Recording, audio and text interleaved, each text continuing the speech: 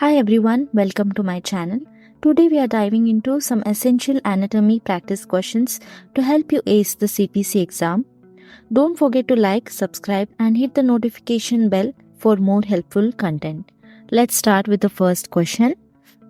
How does Hodgkin's lymphoma differ from non-Hodgkin's lymphoma? Option A, the type of treatment the patient had in the past 6 weeks for an infection.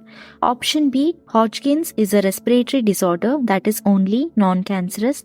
Option C, it is staged as low-grade or high-grade bladder system disorder, detected only in males. And option D, it is distinguished by the presence of Reed-Sternberg cells. And the right answer is option D. It is distinguished by the presence of Reed-Sternberg cells. Next question. What does the hard palate of the mouth form? Option A separation between the interior and exterior portion of the nose. Option B, a barrier between the tonsils and the adenoids. Option C, the floor of the nasal cavity separating the nasal and oral cavity. Option D, the separation of the nasal septum. And the right answer is option C, the floor of the nasal cavity separating the nasal and oral cavities. Next question. The nervous system can be grouped into what two major categories? Option A, parasympathetic and sympathetic nervous system. Option B, somatic and norepinephrine nervous system. Option C, efferent and peripheral nervous systems. And option D, central and peripheral nervous system. And the right answer is option D, central and peripheral nervous systems.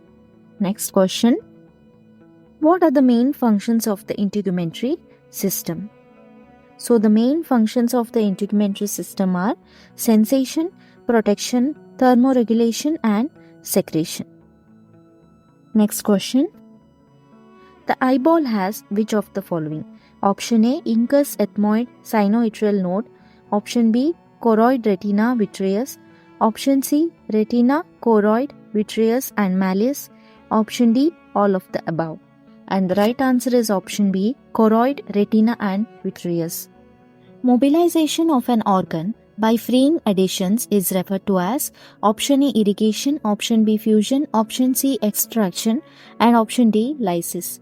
And the right answer is option D, lysis, because irrigation refers to washing out or flushing a wound or body opening with a stream of water or another liquid.